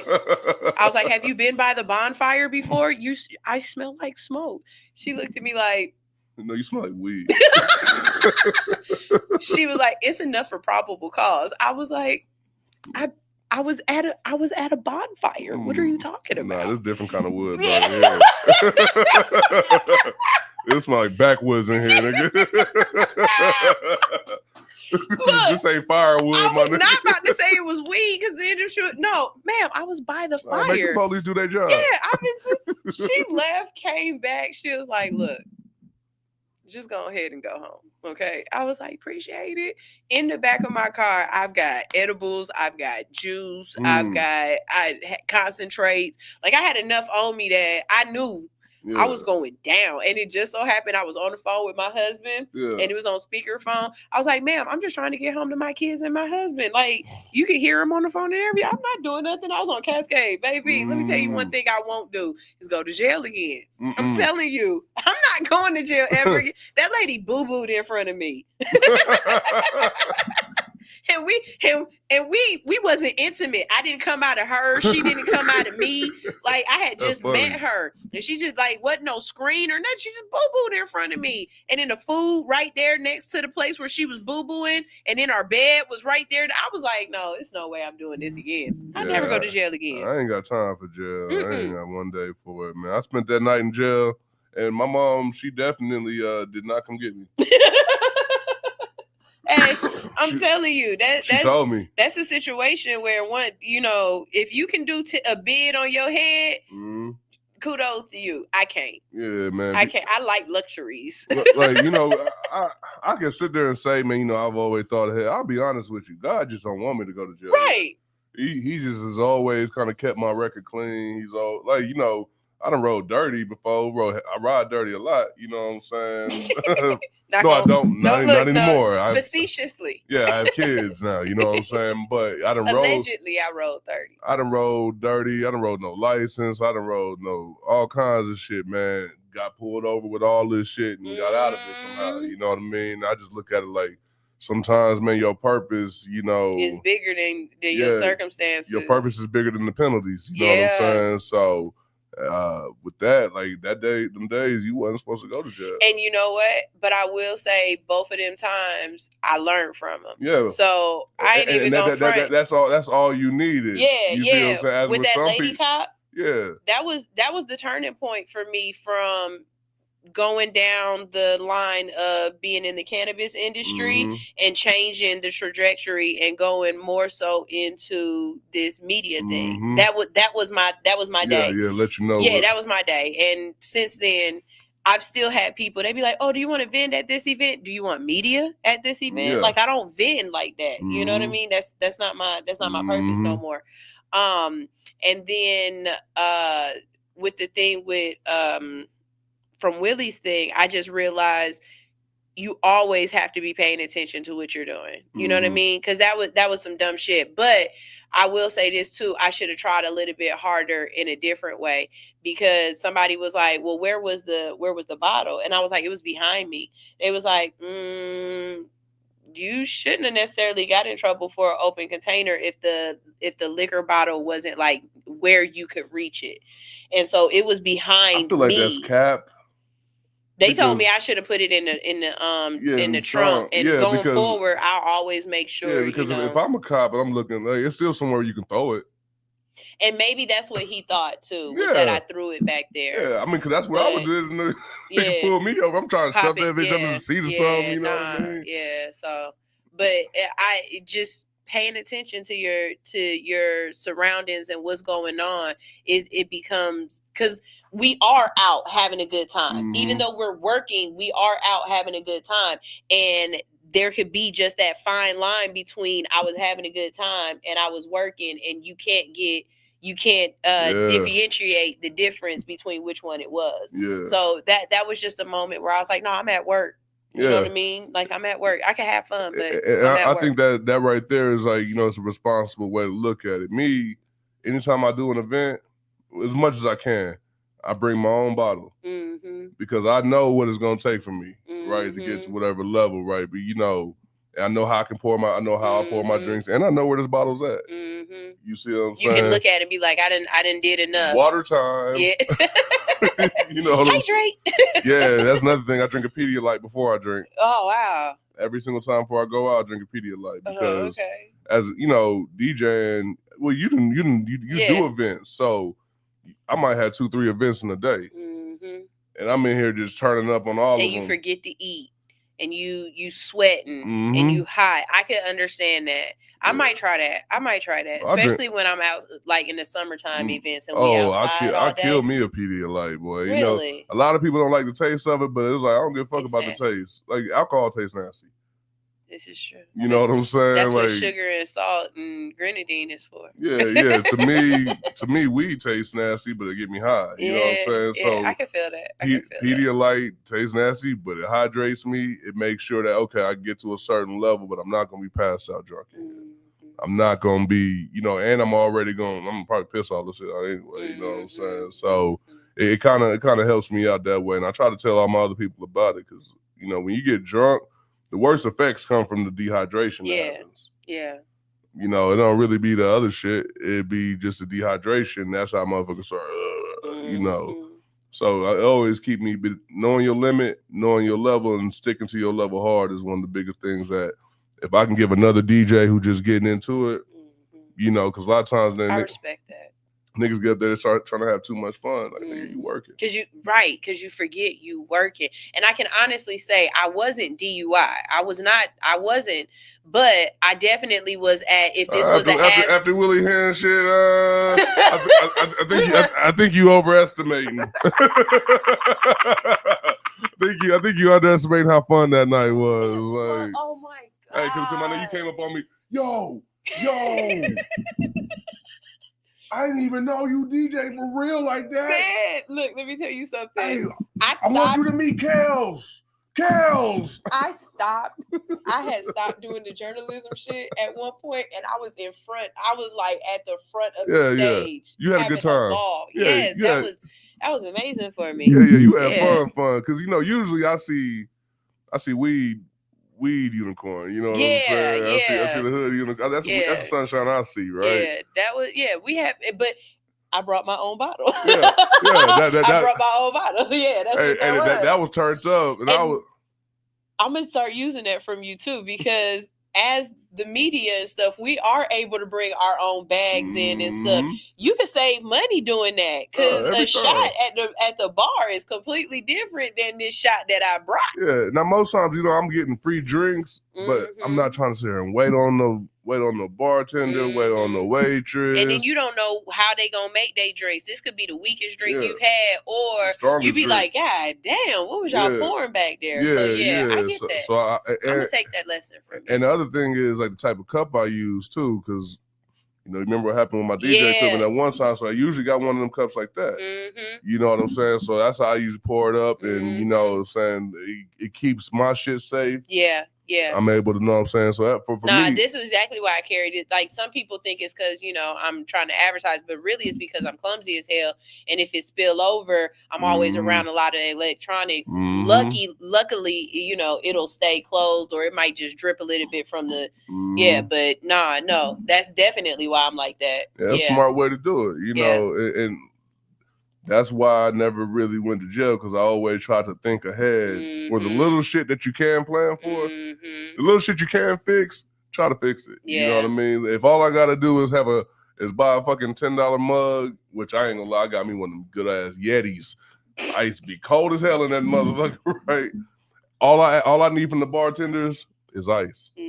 I got my mixer, I got all my own shit. You know what I'm saying? I already know where I'm at. It's like a process for me. You know what I'm saying? Because I do I can DJ with no alcohol for sure. You know what I'm saying? But you do it every okay, so almost every sometimes. He's here every Wednesday on Hits 92.3. This is our resident DJ on Wednesdays at 5:00. So you can tune in to Go to Truth. That's also why I wanted him here today. The golden hour. for the golden hour. And let me tell you something. That's the only show that I don't have to do any work on. Once he plugs in, everything is all him, right? Mm-hmm. He's doing everything himself. And me, I'm just back here like working on the computer, editing. I be dancing and stuff. I might go out and have a little, like I might go out and have me a little oil change break and then come back in and be like, hey, I was back there listening to you mixing that shit, boy. Like, you be getting it. I really love it. So we're going to go to a commercial break real quick. But when we get back from that commercial break, we're going to talk a little bit more about your entrepreneurship journey, because this next topic we have, it's a little bit more deeper, right? If you don't know, he was the owner of the DeLow Lofts. So if you know about the DeLow Lofts here in Atlanta, I want to say, you know, culturally, the DeLow Lofts has it was a thing. It was a thing, and a lot of shit gone down at the DeLow Lofts. I can tell you that I've thrown a couple of parties at the DeLow Lofts, and it was always a vibe. Damn near weekly. Yeah. Unfortunately, if you know about Atlanta and you paid attention to shit that be going on, some stuff popped off at the DeLow Lofts, and that's why it's not what it used to be. So we have an exclusive with that, because you'll be the first one I talk to about this. Tooth ain't talked to nobody about it. It was all over the news. Somebody lost their life. It was a big deal, and a lot of shit. I mean, yeah. So stay tuned for that. We're gonna talk about that. And you want to give any shout outs to your kids or anything? Oh man, my kids know I love them. You know what I'm saying? My kids know I love them. Any chicks you want to give a shout out to? No, Anybody? I ain't gonna do all that, man. But I do want to say that I do want to shout my sisters out. You know what I mean? My sisters, they keep me. My sisters and my brother, man. You know, I talk to them every single day. Yeah, you know, and I want to give a shout out to you too, man, because watching your progression. You know, without getting too long, watching your progression within this and the amount of seriousness you take this with, you know, it's motivating. Thank you. So I appreciate that. I appreciate that. All right, we're going to a quick commercial break real quick. But when we get back, we have more with Gold to Truth. Did y'all see his, y'all see, he brought his alligator with him. Eddie. That's crazy. Body image and positivity are major impacts in today's society. At Nurse to Beauty, we believe in bringing the beauty from within to the forefront. For those of you who are planning to have cosmetic surgery, Nurse to Beauty is ready and available for all of your post-operative needs. My name is Dontricia Dunham, and I am the registered nurse and owner. I have over 10 years of experience with emergency medicine that has aided me in giving quality medical care for cosmetic surgery clients. We specialize in a number of safe and effective options and solutions to help you achieve your ideal body image. Have a one-on-one virtual consultation via phone or private suite location. Have your lymphatic therapies and all other postoperative needs performed by a licensed medical professional. Mobile postoperative services are also available upon request. Not interested in cosmetic surgery at this time? No worries. We also provide an array of body modification services to fulfill all of your beauty enhancement requests. We understand how costly aftercare can be after a cosmetic surgery. Ask about our affordable payment plans today with instant approval and no hard credit check. Log on to www.nurse2beauty.com for more information. Call or text 404-849-0260. For education, client transformations, and reviews, follow all of our social medias at Nurse to Beauty. See you next time. I mean, you know, song for the lovers, yeah. Baby, you should see the look on their faces when we walk by, like it's so damn good, so damn good. Cause you a pretty little thing and they hate it. Yeah. And they wanna be you so bad. They wish they was you so bad. They wanna be you so bad. First up, baby, you ain't regular. That's why I keep you smiling on the regular. And oh, baby, they don't like it. No, they don't like it. They wanna know the things we do when we're private. Cause they've been searching for real love, they can't find it. All of my exes blow my phone up, and I decline.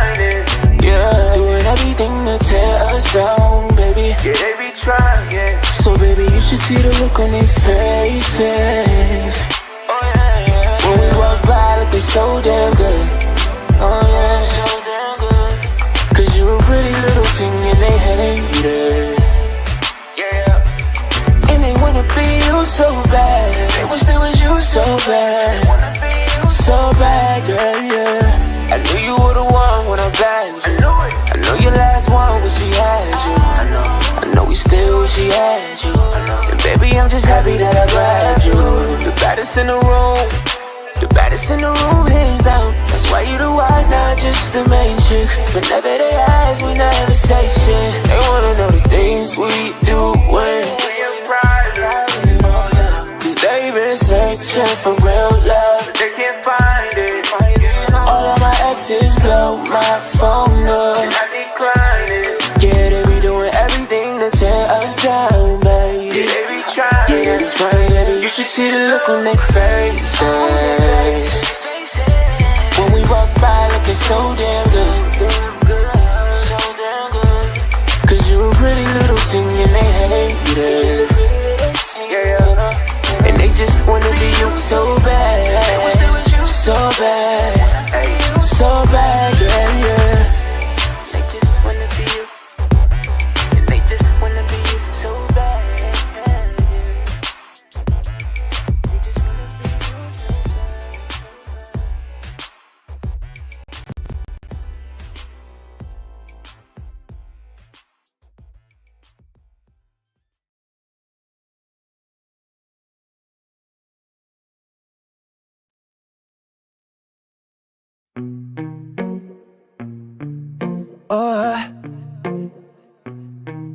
Oh yeah. Shit. Yeah. I'm caught up by the sight of you. But I thought of some freaky shit that we can get into. You're the pretty brown that's driving me wild. Girl, I'm tryna get in you. Girl, you know that I'll be loving you down all night. Won't you talk to me, baby? You can have a piece of my love. It's waiting for you until you get through. You can have all of me. I'll be a fantasy. You're all I need. Cause I want you. Cause I want you. Cause I want you. Cause I want you. Back that shit up. Girl, you know I don't be giving a fuck. I talk my shit, but I be backing it up. Have you thinking, girl, you falling in love? But I ain't looking for love. I'm a freak by nature, baby. I bet this D will drive you crazy. She all about that action, but it's smoke for sure. I see you moving closer, is you down to go, go, go? You can have a piece of my love. It's waiting for you until you get through. Until you get through, baby. You can have all of me. I'll be a fantasy. You're all I need. Cause I want you. Cause I want you. Cause I want you. Cause I want you. Alright. Oh, when I get you home, I'm going deep in ya. I'm going deep in ya. Oh, get you alone. I'm tryna turn you out, baby. Oh, let me know. Are you ready for a nigga like this? I said, oh, gotta let you know, I'm gonna show you things you never seen before, yeah. You can have a piece of my love. It's waiting for you until you get through. Until you get through, baby. You can have all of me. I'll be a fantasy. You're all I need. 'Cause I want you. 'Cause I want you. 'Cause I want you. 'Cause I want you.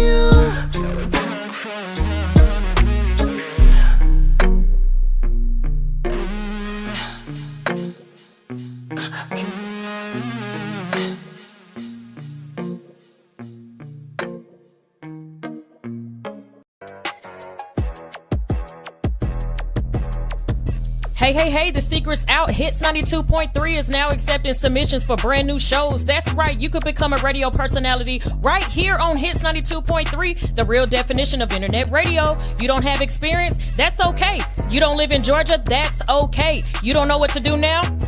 Now that's not okay. But your girl is here to help you out. Email us today at hits923newshow@gmail.com and tell us about your potential show with Hits. Again, that email address is hits923newshow@gmail.com. Don't be last. The slots are filling fast.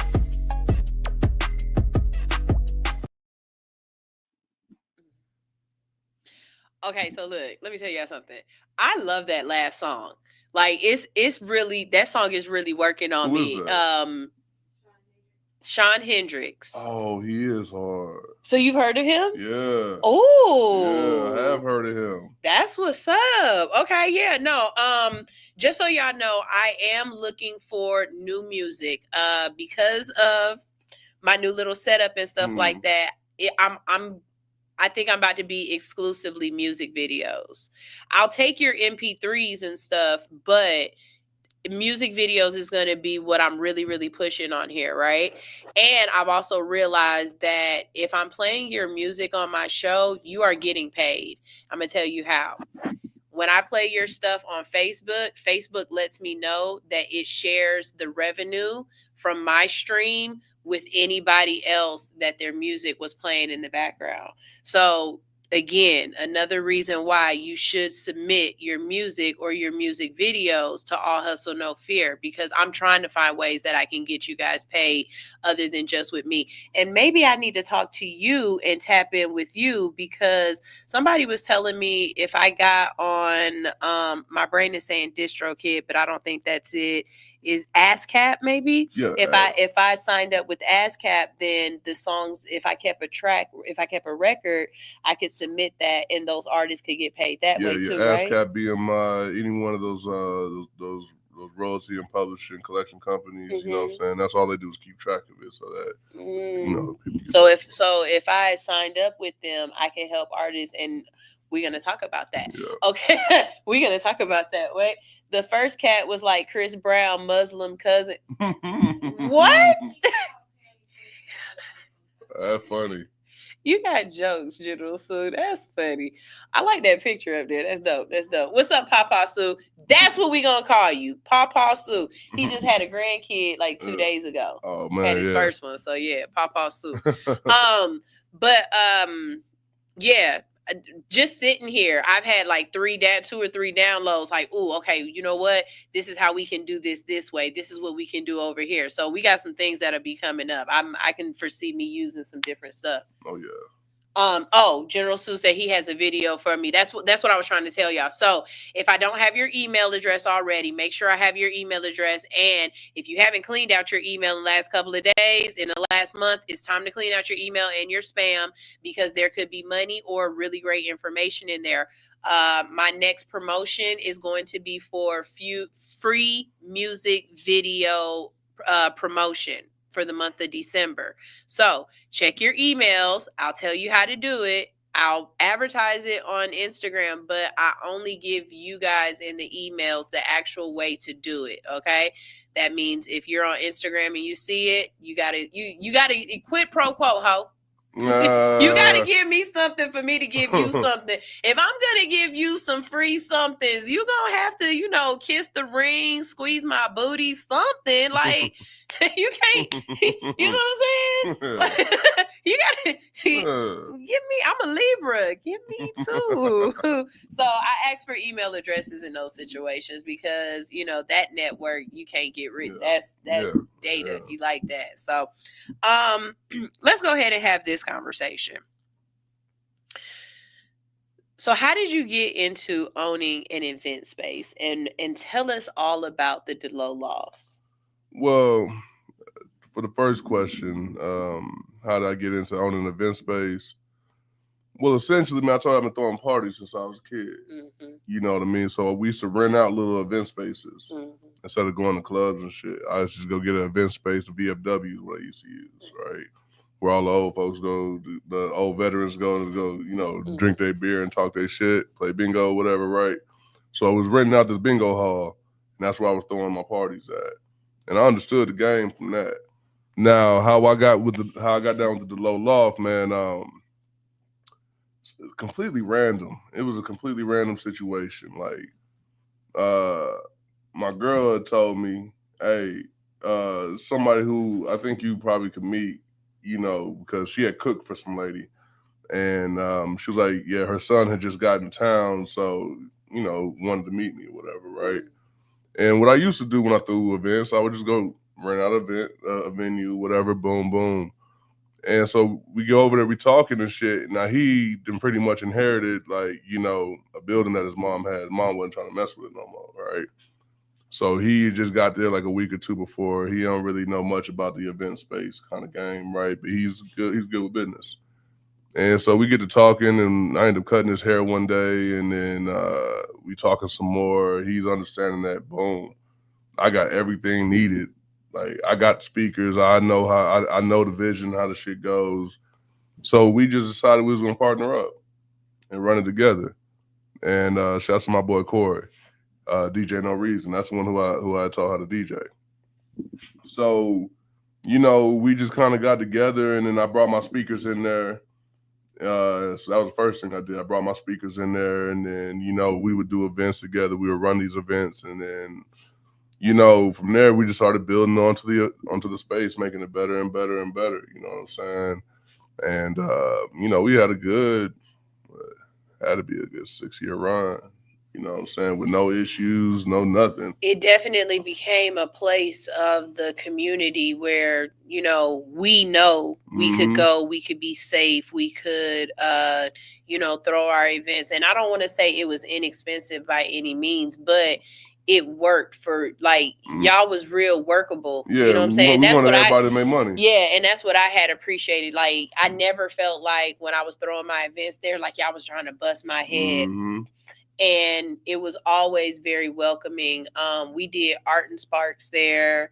I did a puff and paint there. Mm-hmm. Anybody who remembers my puff and paint, yes, I did have a girl tied up in the back getting spanked. I remember that. Yeah. So I'm done. And I think the conversation we had, in the behind the scenes, I think sometimes I fall victim to that as well, where I don't think about the things that I have accomplished or how I have moved around the city. Mm-hmm. And being able to put those accolades up and out there and say, no, I did this. I threw a party for Freaknik, and not for Freaknik. Like when Freaknik was at the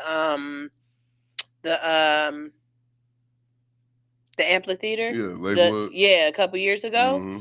I not only did I have a booth there for free, but they gave me a actual day, and I did an event at a restaurant in Grant Park. Oh, hard. And it was like on the list of things of, as an official Freaknik event. Yeah.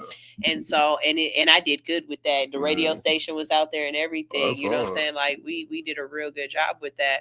And sometimes doing the next thing, just worried about that going forward. You don't think back to those things that you've accomplished and you've done. The DeLow Lofts has been in a lot of movies. A lot. And it's funny because, you know, you're sitting there at home and you watching something, you like, I know that spot. Nigga, I've been in that room. Yeah. I walked through that door before. I know where this is at. How did it get there for you? Essentially, man, you know, I can take credit for whatever, but that's just well above me, man. Like, you know, certain times, certain things happen, and I have no idea how. You see what I'm saying? I have no idea how or why, or you know what I mean. So, like with the loft, man, I think that was just the persistence of us trying to ensure that we provided a space where people can be themselves. Because even if you came in there on a regular day without no event going on, it might be people in there working on their craft. You could chill. Yeah, it might be a photo shoot going on in there. It might be some women getting body painted in there. You know, hell, you might see some woman get her nipple pierced in there, getting tattoos, or you know, things like that happening. You know what I mean? It was the spot. Yeah, it was like a clubhouse for real. So I think that's a good word for it. Yeah. You know, I think that was like also the rise and also part of the fall of it, if I, you know, for lack of a better term. But it got there. One, it was the intersection it was on was Headland and DeLow. You know, and that's iconic in itself. Let me be honest. That's why I had picked it for my spot, because the event that I was throwing was a Outcast themed puff and paint, and so I had Ash. She drew the Outcast cover art, the lady with the afro, the naked lady, and that's what we had them painting. And then the DJ we had him play nothing but Outcast type music and Dungeon Family music, stuff like that. And then I was one of those people that I was like, I don't want people to just come and have to paint. Sometimes you don't like. I love puff and paints, but sometimes I'm there for the puff. Yeah, and I just want to be in the building. I don't necessarily want to paint, but I still want to be interested and I still want to have fun. So I had other shit going on in the back, and the loft allowed me to do that. Have other shit going on in the back. The other event that I was throwing out of there that you keep saying like you was there every week, and I'm like, was I? But you're right, I was. It was when I was doing my the retreat. And so I had different vendors come in that did different body type stuff. So like I had a massage therapist, I had a teeth whitening person, I had people doing facials, people doing manicures and pedicures, I had people doing cuts, all kind of stuff. And because of the way the DeLow Lofts is, I could have a room over here with people getting steamed, getting their coochie steamed. Because I did it in that little room, and the way we set it up, like the pictures from that is amazing. And it's like, what y'all doing in here? Get your head out. We coochie steaming. Like and then having vendors. And so, yes, I never felt like I couldn't bring my event there, that it was to this or it was to that. It was gonna work in there. Y'all, yeah. And we also try to make sure that we catered as much as we could to the people's event.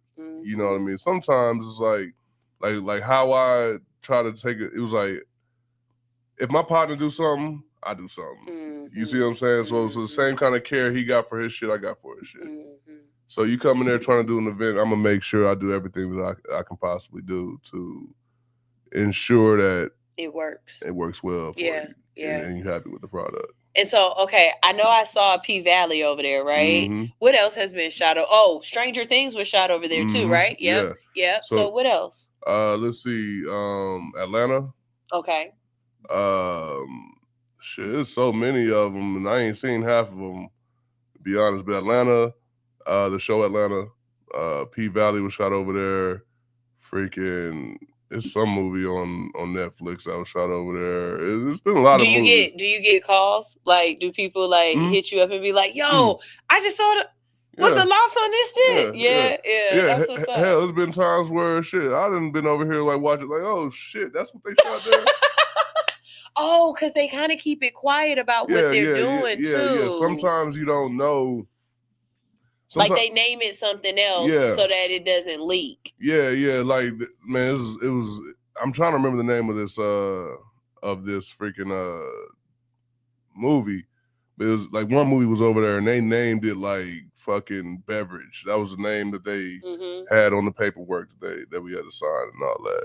And you couldn't really tell what they were doing because they were taking the space and turning it into different spaces, right? But then, like, you know, afterwards I'm watching Netflix one night, fucking drunk too. I was drunk as shit. And I'm watching, I'm like, oh shit. That's my shit. Oh shit. You know, but at that point it's like, you know, like I said, I don't really hold on to things. Yeah. So, you know, I had forgot all about the shit. You know, but still, because it's definitely one of those spaces in Atlanta, like the low loft days. Yeah, I think the biggest shine we got though was in cause we're on 2 episodes of the show Atlanta because they a lot of times people try to make us take down our signage and shit, or they'll cover up the signage or whatever, right? But in this one, man, they just kind of. They left our name right there, you know, in both of them, you know, and they turned the inside of our shit into an arcade and all this other shit. So, you know, that was pretty cool. But yeah, I'll say, man, during my time there, man, we had done 35 major fucking productions. So, what happened? What happened that caused the low lofts to no longer be that spot? All right. Well, like I said from the jump, the clubhouse feel was the win and also part of the loss. My business partner, he had brought in a friend of his, you know, to try to give him a new little outlet, you know, to do some shit. I wouldn't see. I with the loft, I was hands on, but also face out of it. You see what I'm saying? I'm hands on, but I'm not just always in people's face. You know what I mean? A lot of times people don't even know I own it. So his partner was doing an event. It seemed like a pretty good event. You know, I was with Yandy that day. You know what I'm saying? So, but his partner's doing the event. Next thing you know, one of the people who's booked to come perform, they come, I guess, running in the door, about 30 of them, right? All of them trying to get in at the same time. And, you know, and I wasn't there, but I watched the security footage and I talked to the motherfuckers who was. So they all trying to get in. Corey come out and Corey's like, hey man, I can let 80 y'all in right now because we have capacity. And then y'all got to come one by one. Like as people leave, we'll let one in. Because there's nowhere for 30 of y'all niggas to go. Little niggas like, nah, fuck that shit, nigga. Corey like, well, shit, if that's the case, y'all can leave. And then they just start jumping. They start jumping Corey. You know, they jumping him. But they also thinking, because Corey ain't no big dude, they thinking that he's soft. Corey whooping these niggas, right? Oh, I'm looking at the camera, man. Corey whooping these, like they, these little young niggas couldn't fight. You know what I'm saying? So I see what will happen next happen. You know, but Corey get to whooping these niggas' ass, right? You know what I'm saying? It's about 3 or 4 of them on him, and he fighting them off. The next you know, somebody go run to the car, they come back out, and they start spraying the shit up. You know, indiscriminately at that. They just letting it go. You know, people running and we had capacity. Almost every the worst part about that, it wasn't no gangster party. It was a bunch of anime kind of kids in there. You know what I'm saying? Creative, eclectic. And this one motherfucker was the only nigga who was like on that type of shit. You know what I mean? So yeah, so they started off the initial kind of shooting. You know what I mean? It kind of becomes like mayhem or whatever, right? But then it seems like another little altercation like happens. But apparently these same little niggas, while they were trying to get in so quick, they just shot up some other niggas down the street. So now the mother niggas know where they going, know where they about to be at. So the mother niggas come to the parking lot while they trying to shoot at us. While these niggas trying to shoot us up, these other niggas come. So now it's like full warfare going on out there. You know what I'm saying? People getting hit left and right. Like, I lost every window in the front of my storefront. You know what I'm saying? All the windows gone. Everything in the back tore up, fucked up. You know, there's people flying and all kinds of shit going on. You know, so, and I would have been there. I'm gonna be honest with you. And this is gonna be a TMI kind of story. But for some reason, when I left Yandy's spot, my fucking stomach was hurting. I had to go. You know what I mean? So I'm speeding home. Cause I go straight from Yandy's spot. I usually finish there about 10. I go straight over there to the loft. And then we get ready for what's happening that night. Excuse me. So so I go home and I'm taking care of business, you know what I'm saying? Take a shower after I get done, and you know, I'm driving over there, and then by the time I'm driving over there, I'm getting ready to pull into the parking lot, and 15 cop cars just come. They cut me off and pull into the parking lot. And I'm not about to follow these niggas. You know, even though that's my spot, I hit a left and I started and then my phone started ringing. You know, everybody, and that's when people started telling me what's happening. You know, and my business partner, he ended up getting shot in the leg. And he also fucked up other parts like falling and shit. But they were trying to, like, you know what I'm saying? They was really trying to kill him. He's hiding underneath the car. You know what I'm saying? They looking for him. You know, looking underneath cars, and he over there got shot with an AR through his shin. So his leg just hanging. I know I don't want to sound graphic, but you got to understand, like, these shits have, to any kid out here who's moving like this, these shits have real ramifications for people. You know what I'm saying? Didn't another person get shot in the neck? Yeah, so my security guard and a young lady actually lost her life. Really, about 10 people got shot. About 10, 11 people got shot. That's what that we know about. And so security guard Ike, man, I just saw him the other day, man. He's doing well. He's still doing security, but he got shot in the neck. You know, a couple other people got shot other places. And then it was a young lady, man, 22 years old. You know, she got shot in the parking lot. From what I heard, she was there to support them. You know what I'm saying? She came there to support them niggas, right? And they ended up killing her. You know what I'm saying? She just graduated from college. You know what I'm saying? Like, this happened in like May or June. So she just graduated, like a week or two before this. You know what I mean? And so, eventually, I come back up there and I got to start clearing all this shit out with the laws. You know what I'm saying? So we doing this initial walkthrough, is blood everywhere. It's ugly. You know what I'm saying? I had an event there the next day. Oh, we had to cancel your shit, huh? No, we were at Champ Spot. Yeah, okay. It just so happened we were at Champ Spot.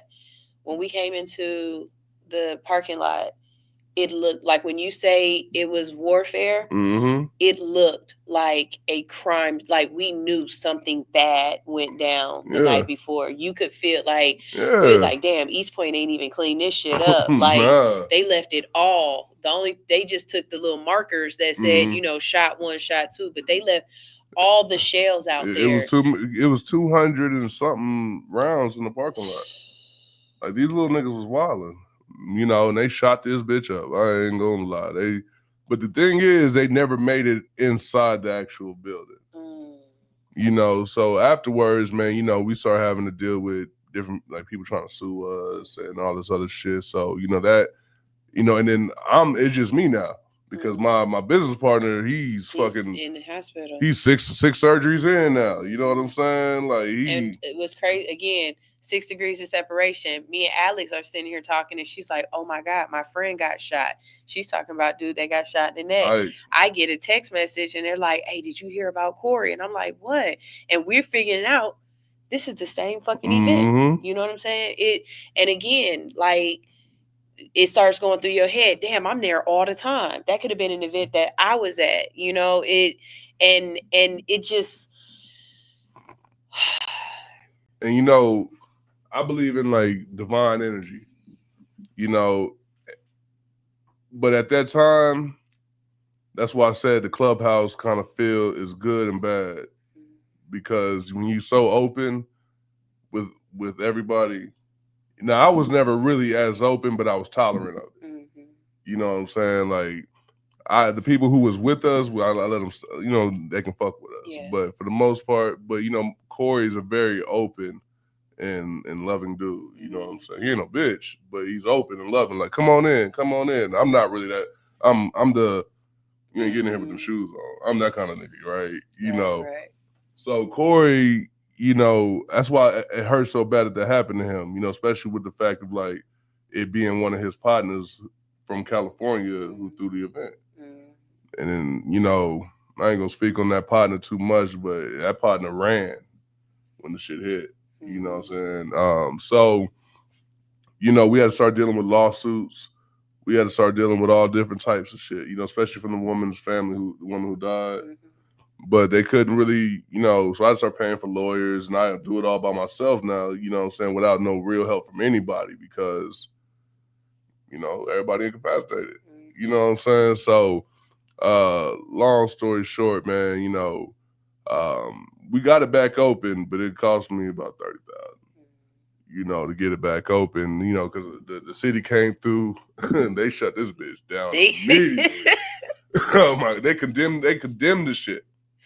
Yo, I said we was there the next day, right? We was like, hey, no, we can't do nothing. Yeah. We had to scramble to figure out a new spot to get to for the event that day. But it was, East Point came through and said, y'all good. They condemned that whole shit. You know what I'm saying? Now all our shit was in order, but from there they started making me jump through hoops. They pulled my business license after that. They started pulling different shit that I had to fight to get back. You know what I'm saying? And I got us back open, but even when I got us back open, it's just not the same. It wasn't just because before then we hadn't even had an argument in there. It was mainly motherfuckers in there just having being able to be free and be themselves. Now it's got an aura. It's got a different stink on it. So then, eventually police started, they fucked with us so much. They started fucking with the plaza owner, the person who owned the plaza. They started fucking with everybody to get us shut down, right? And eventually they changed the ordinance in the area to where so you can't even have it over there. Yeah, so then they pretty much gave me. We had a poetry night there one day. It was gonna be our little last little thing, man. So we had a little small poetry night, maybe 15, 20 people in there. Laws came in there and broke that shit up. And before then, we was getting ready to have a party, a bigger party, right? Man, cops called me on the phone, say, "You throw that party, I'm breaking it up." And so we started dealing with that type of shit. I'm talking about they running down, and then after that poetry shit, they were threatening to arrest me. They were threatening to arrest me and shit. It was like, yeah, come on in here and turn yourself in because you ain't supposed to be doing no party, blah, blah, blah. So I pretty much I said, nigga, no, I'm not coming down there. If you want me that bad, you come get me. You know what I'm saying? But two, you come get me with a lawyer, you know what I'm saying? I'm not coming, and yeah, man, don't be out there talking to them cops by yourself. If you are being threatened with being arrested, don't talk to them cops by yourself. So, I eventually, I talked to my lawyer and I called that cop back. I said, listen, bro, I'm not going to jail. I made it this far as a black man without going to jail. I'm not going to jail for trying to provide something good, you know what I'm saying, and provide for myself, you know what I'm saying. And I ended up just talking to the cop, and we ended up he's like, well, if you get this shit shut down and power off and everything clear with the city I think it gave me a week or two.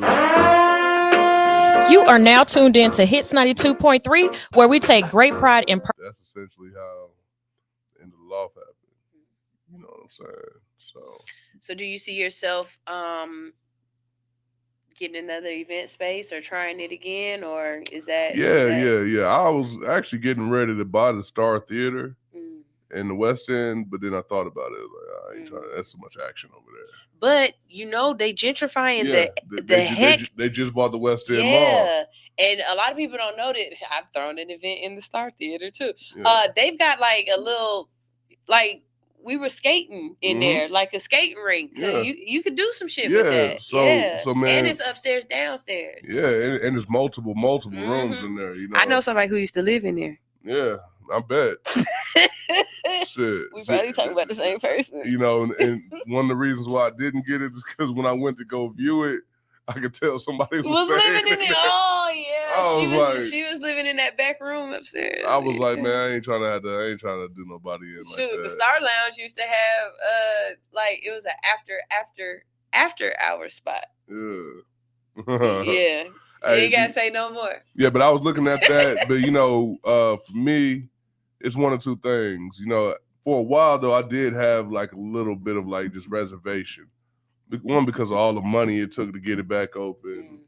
After all the money I'd already put it in to turn it up, because you remember probably when you first started to when your last event there. It changed, yeah. Yeah, lights up, stage up, speaker systems. You know what I'm saying? These are all things that we were upgrading. Upgrade the bar, paintings, murals. Yeah. We were doing the best that we could to, provide a good artistic, eclectic space, right? And if I'm gonna do something in that realm again, it'd have to have the same kind of like multiple room feeling, that type of shit. But I'm really thinking about going just a white box event center. You know what I mean? For somebody to come do a graduation party or some shit, or ceremonies and that type of shit that, ain't gonna be no clubhouse feel. You know what I mean? That's probably what I'm gonna do, whenever I do decide to jump back in that. That's what's up. Okay, so we've used up all our time and we've got to get off, but I know how to find you because you be right here on Hits. Yeah. And so we definitely had you come back in again and have some more conversation. You have the way you described Yandy, how you said she humble, but at the same time she busy. You give off that same air. You are very approachable. You're very humble in the sense of, you cool, you cool, but you also give that don't fuck with me and don't play with me. Like I ain't got time to really play. If it's about some shit, it's about some shit. Even with getting you here, you know what I'm saying? I was like, I got an idea and I want to put you and Kels together and get that conversation started. And both of y'all was like, well, hold on, wait a minute.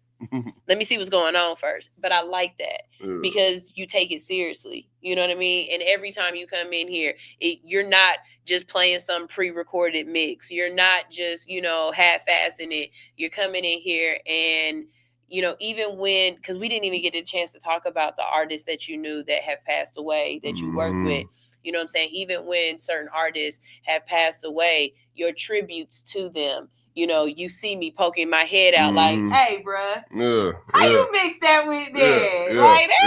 I see that. So I respect you. And I definitely want to talk to you about some different things because, I like picking your brain, man. You definitely. Yeah, for sure, man. Anytime you want me on All Hustle No Fear, man, I fuck with the name too. I appreciate that. I got jealous because Kels got Hits 92.3 tattooed on her arm the other day, and I'm like, God dang, everybody getting it but me. I have a listener. She got All Hustle No Fear tatted on her arm. Shouts out to that listener. And I'm like, I gotta get it too. I gotta get my tat. I gotta get me my tat. So yeah. It's and I tap need to my get name it on it so I know it's real. And I need to get it trademarked. Oh yeah, for sure. And I need to get it trademarked. Man, yeah, so man. Don't do that legal Zoom shit, man. Go straight to the trademark.gov, man. Okay, bet. And I want some fangs with a bar across the bottom. All right, I know you gotta get out. It's funny because that's what I was gonna give you a free gold tooth today, right? I was gonna do it on. Oh, we got to do that episode. No, but I want like the two little open face fangs with a bar across the end, so I can because I've been here for like 20 years, and I promise you, the only thing that's stopping me from being ATL hoe for real It's a grill. It's a grill. I ain't never had a grill. I gotta get me a grill. Hey, shine like the sunshine. You know what I'm saying? That's what it is. Y'all, we gotta go ahead and get out of here. But you already know there are a plethora of dope ass shows on this station. Coming up at 11 o'clock, we've got the Goat Shop, and you might just see Truth on the Goat Shop.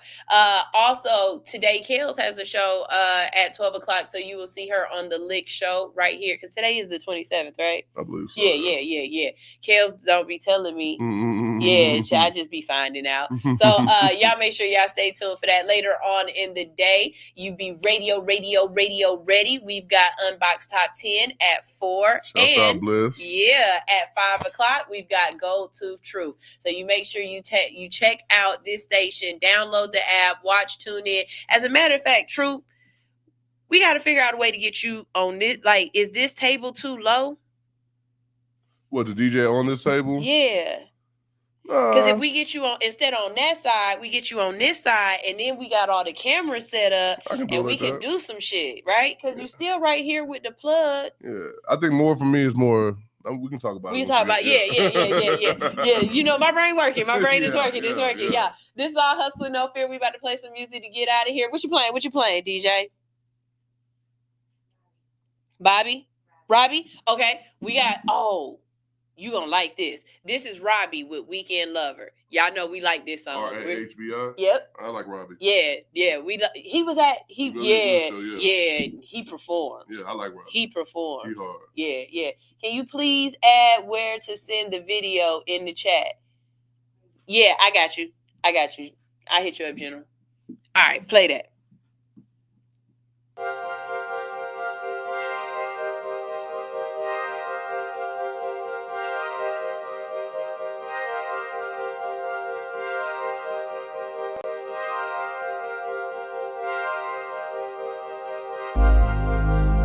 Every day is a new choice. We make our beds and we lie in them. Who do you want to lay down with? Choose wisely. Met you on Friday, picked you up on Saturday. Sunday night you calling me over and over and over again, telling me that you're ready to rock me steady, rock steady. I got you so addicted, I should've never let you taste my love, my love. Damn right I wanna see you again, but I'm not ready for no love affair. Still you ask me what is happening, when I told you that my heart wasn't there. I handle business on the weekday, but you can have me on the weekend. Friday, Saturday, Sunday. Friday, Saturday, Sunday. If you wanna be my weekend lover, it's gonna be hard to leave. Take it from me, from me, from me. Take it from me, from me, from me. If you wanna be my weekend lover, it's gonna be hard to leave. Take it from me, from me, from me. Gonna be hard. Take it from me, from me, from me. Oh. Damn right I wanna see you again, but I'm not ready for no love affair. And still you ask me what is happening, when I told you that my heart wasn't there. I handle business on the weekday, but you can have me on the weekend. Friday, Saturday, Sunday. Friday, Saturday, Sunday. If you wanna be